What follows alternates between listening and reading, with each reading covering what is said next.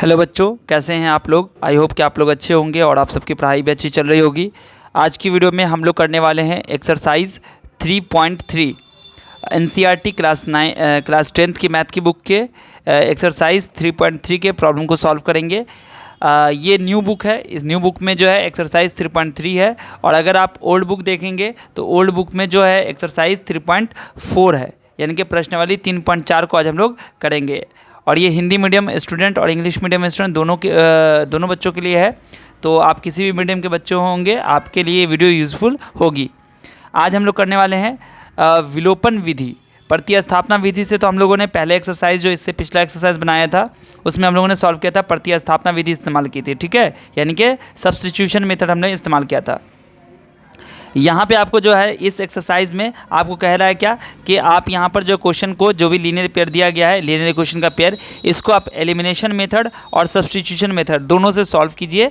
और सॉल्व करने के बाद आपको यहाँ पर बताना है कि कौन सा जो है वो ईजी है। यहाँ पे तो क्वेश्चन नहीं दिया हुआ है, solve the following pair of linear equation by elimination method and substitution method, बस ये दिया हुआ है। लेकिन ये जो हिंदी मीडियम के स्टूडेंट्स हैं, यहाँ पे देखिए ये कह रहा है कि निम्नलिखित समीकरणों के युग्म को विलोपन विधि और प्रतिस्थापना विधि से हल कीजिए, कौन सी विधि अधिक उपयुक्त है, ये आपको बताना है, ठीक है। मतलब कौन सी विधि आपको आसान लगी, कौन सी विधि सही लग रही है, ठीक है, आपको इसी क्वेश्चन के लिए।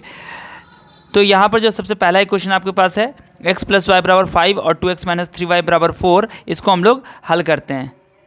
देखो बच्चों, यहाँ पर आपके सामने इक्वेशन दिया गया है x + y = 5, 2x - 3y = 4। अब इस पेयर ऑफ इक्वेशन को, इस रैखिक समीकरण के इस युग्म को हल करने के लिए हम लोग सबसे पहले इस्तेमाल करेंगे एलिमिनेशन मेथड, यानी कि विलोपन विधि का इस्तेमाल करेंगे, ठीक है। तो यहाँ पर ये आपका फर्स्ट इक्वेशन हो गया, ये आपकी सेकेंड इक्वेशन हो गई, ठीक है। अब विलोपन विधि जो होती है, एलिमिनेशन मेथड, उसमें हम लोग मेनली करते क्या है, हम लोग क्या करते हैं कि इसमें जो यहाँ पर 2 वेरिएबल है, तो हम लोग क्या करते हैं, इसमें से इसको घटाते हैं, ठीक है। उसके पहले हम क्या करते हैं, इस दोनों इक्वेशन में से किसी एक के यानी कि किसी एक वेरिएबल को हम बराबर कर देते हैं, ठीक है।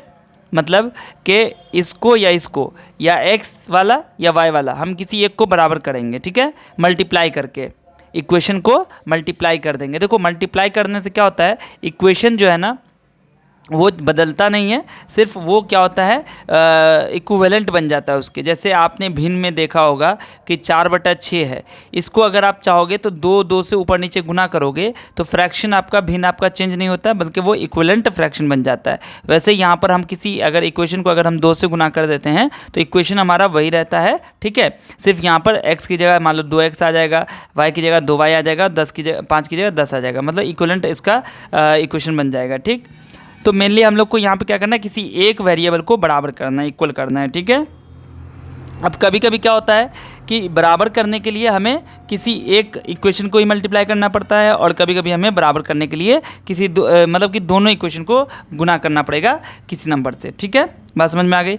अब जब बराबर हो जाएगा तो फर्स्ट में सेकंड को घटा देंगे, और घटाने के बाद हमारे पास जो है एक वेरिएबल तो कट जाएगा, तो एक वेरिएबल जो हमारा बचेगा उससे हम लीनियर इक्वेशन 1 वेरिएबल जो हमने बनाया था उसी मेथड का इस्तेमाल करके हम उस वेरिएबल की वैल्यू निकाल लेंगे। और जब हमें एक वेरिएबल की वैल्यू पता चल जाएगी तो दूसरे वेरिएबल का भी हम लोग निकाल लेंगे। चलो, अब ये जो मैंने बताया है, अब इसको करेंगे कैसे। देखो यहाँ पर आप चाहो तो x को भी बराबर कर सकते हो, x वाले टर्म को भी बराबर कर सकते हो, या y वाला जो है ना इसको भी बराबर कर सकते हो। अब अगर आप x वाले को बराबर करना चाहते हो तो इसको आपको 1 से गुना करना पड़ेगा और इसको 2 से गुना करना पड़ेगा, ठीक। अगर आप y को बराबर करना चाहते हो तो y को बराबर करने के लिए आपको इसको 3 से और इसको 1 से मल्टीप्लाई करना पड़ेगा, ये आपको खुद से चूज़ करना है। तो यहाँ पर हम क्या करते हैं, इसको हम 2 से गुना करते हैं, यानी कि जो हमारा फर्स्ट इक्वेशन है इसको 2 से गुना करते हैं, और जो सेकंड इक्वेशन उसको 1 से गुना करते हैं, ठीक है। मतलब नहीं भी गुना ये लिखेंगे तो चलेगा, बट यहाँ पर 2 से गुना करना ये जो है ये लिखना ज़रूरी है, ठीक है। तो यहाँ पर लिखिएगा कि मल्टीप्लाई इक्वेशन 1/2, ठीक है। उसका यहाँ पर लिख दीजिए v ऑब्टेन। हिंदी वाले स्टूडेंट लिखेंगे समीकरण 1 को 2 से गुना करने पर हमें मिलता है या हमें प्राप्त होता है क्या। तो जब 2 से इसको गुना कीजिएगा तो 2x आ जाएगा, 2 से y को गुना कीजिएगा तो 2y आ जाएगा, और 5 × 2 = 10।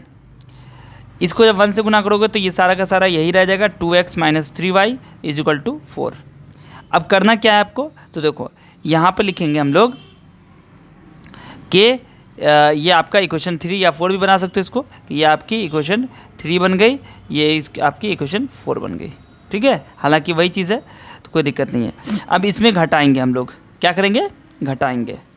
ठीक है, यहाँ पर भी लिख सकते हो multiply equation 1 by 2 and subtract, यहीं पर भी लिख सकते हो समीकरण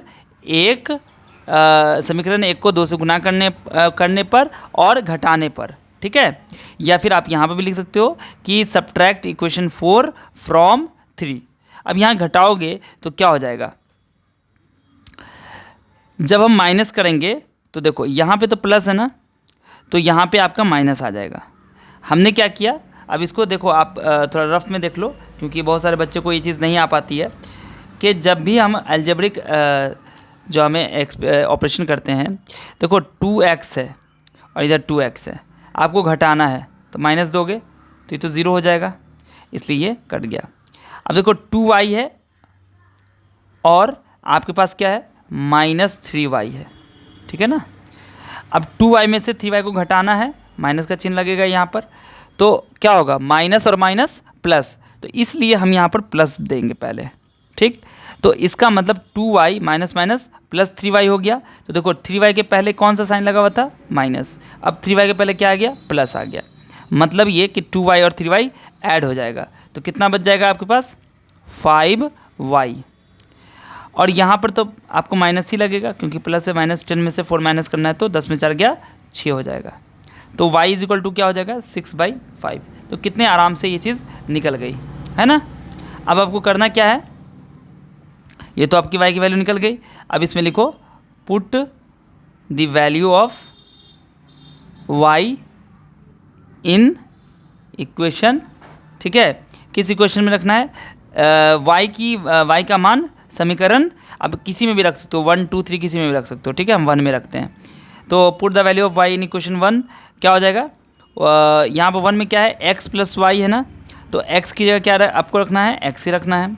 y की जगह क्या हो जाएगा, 6/5 हो जाएगा इज इक्वल टू 5 हो जाएगा। ठीक है, अब करोगे क्या यहाँ पर, तो x बराबर हो जाएगा 6/5, इधर जाएगा, यानी 5 माइनस 6/5, तो x बराबर हो जाएगा 5 25। अब बच्चे कहेंगे 25 कैसे आ गया, ये बट्टे पर का घटाव है, इसके नीचे एक छुपा होता है, तो 1 5 कैसे हम 5 हो गया, 1 पंचे 5 तो 5 आया, 5 को 5 से गुना करें 25 आ जाएगा, 5 का 5 1 हुआ, 6 का 6 यानी कि 19/5। यहाँ पर ये आपका आंसर हो गया। ठीक है, यानी कि आपके पास दो वैल्यू आ गई, x की वैल्यू 19/5 और y की वैल्यू 6/5।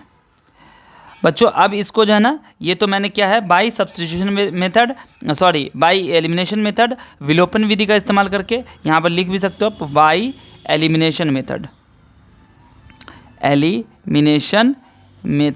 ठीक है, एलिमिनेशन मेथड से, सॉरी यहाँ पर आई हो, एलिमिनेशन मेथड से हो गया। ठीक है, अब यहाँ पर आपको सब्स्टिट्यूशन मेथड का इस्तेमाल करना है, और सब्स्टिट्यूशन मेथड आपको आता है तो आप उससे कर लीजिएगा। ठीक है, वैसे मैं एक को करके दिखा देता हूँ, ताकि बच्चे को, जिन लोगों ने पिछली वीडियो को नहीं देखा, वो समझ भी जाएँ इस तरह से।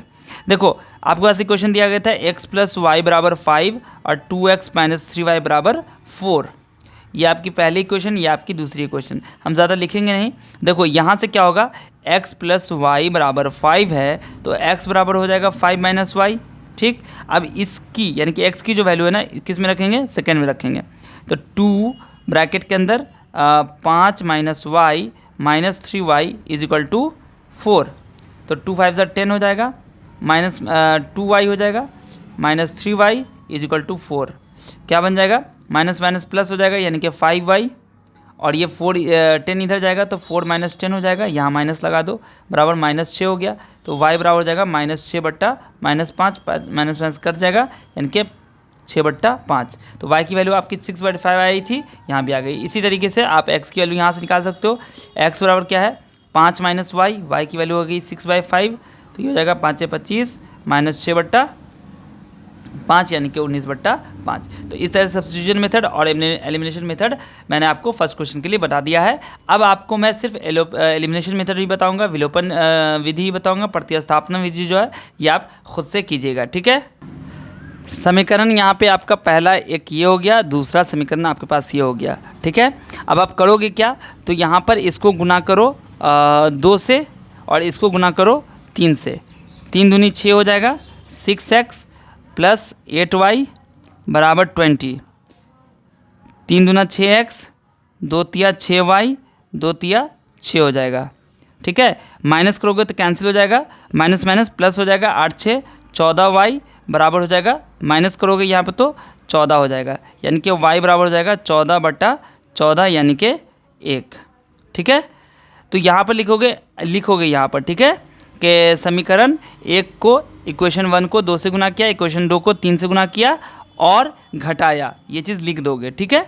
यहाँ पर मैं नहीं लिख रहा हूँ क्योंकि समय कम रहता है, वीडियो ज़्यादा लंबी हो जाती है, ठीक है, मुझे समझाना मकसद है।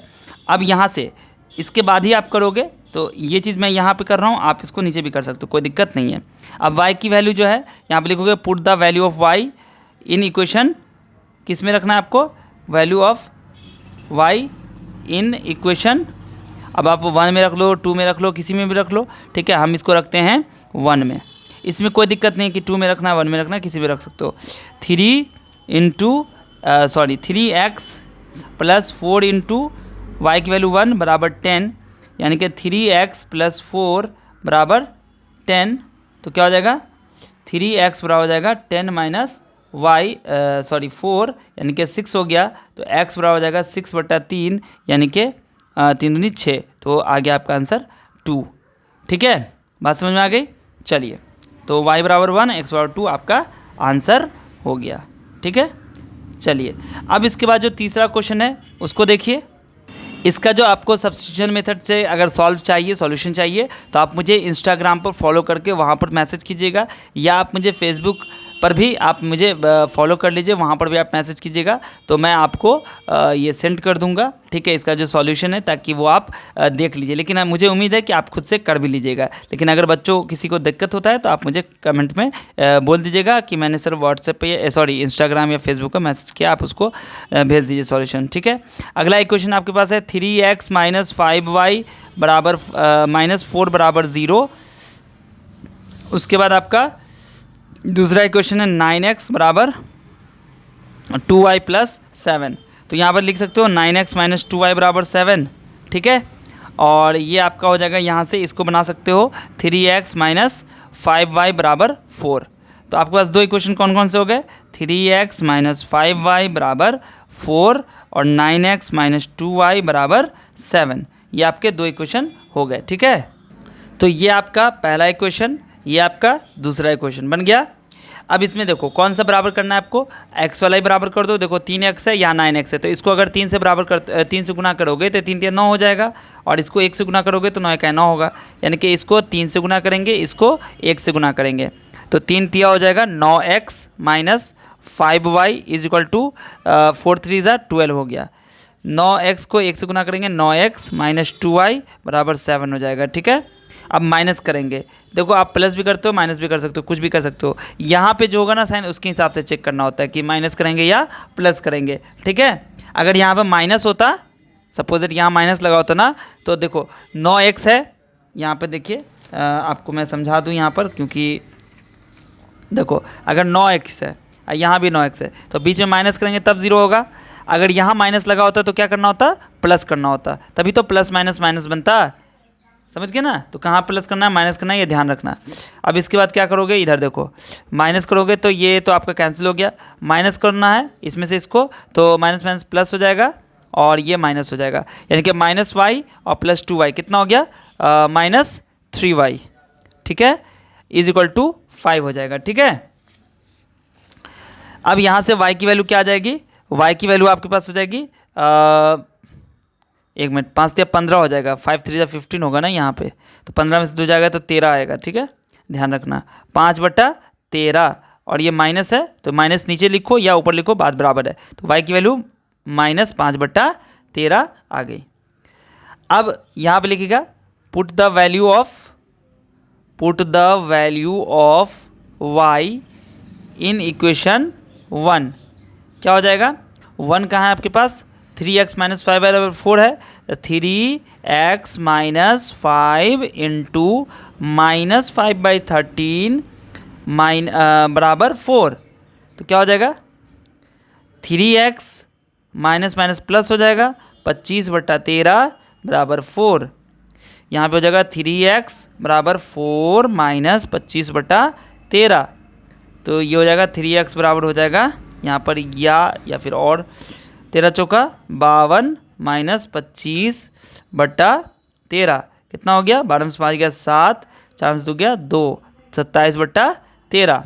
तो x बराबर क्या हो जाएगा, 27/13 और ये 3 इधर से आएगा तो डिवाइड में होगा, मतलब नीचे ही रहेगा, तो गुने 3 कर देंगे, यानी कि 27 कितना हो जाएगा 13 या फिर ये काट दो 3 नंबर 27, तो यहाँ पर आपका जाएगा 9/13। ये हो गया आपका आंसर, यानी कि x की वैल्यू 9/13 और y की वैल्यू -5/13। यही आपका आंसर हो गया। ठीक है, अब इसका जो सब्स्टिट्यूशन मेथड, ये तो एलिमिनेशन मेथड से हुआ, विलोपन विधि से हुआ। अब इसका सब्स्टिट्यूशन मेथड यानी कि प्रतिस्थापन विधि से आप खुद से इसको सॉल्व कीजिए।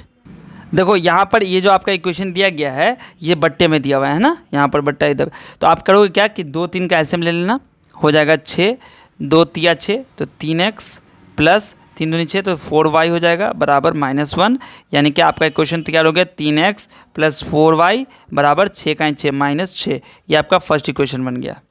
इसी तरीके से जो आपका सेकेंड इक्वेशन है वो है x माइनस y/3 बराबर 3। तो ये हो जाएगा 3x माइनस वाई बाई 3 बराबर 3। 3 और x मल्टीप्लाई किया 3x आया माइनस y/3, तो क्या बन जाएगा 3x माइनस वाई बराबर 9। ये आपका दूसरा इक्वेशन बन गया। इसको यहाँ लिख लीजिए 3x माइनस वाई बराबर 9। ये आपका दूसरा इक्वेशन। देखो आप करोगे क्या, यहाँ देखो 3x तो मिल ही गया, आपको गुना करने की जरूरत ही नहीं है। माइनस करोगे कैंसिल होगा, माइनस करोगे तो प्लस हो जाएगा, प्लस करोगे माइनस होगा। तो 4y में एक y ऐड कर दोगे तो कितना हो जाएगा 5y हो जाएगा।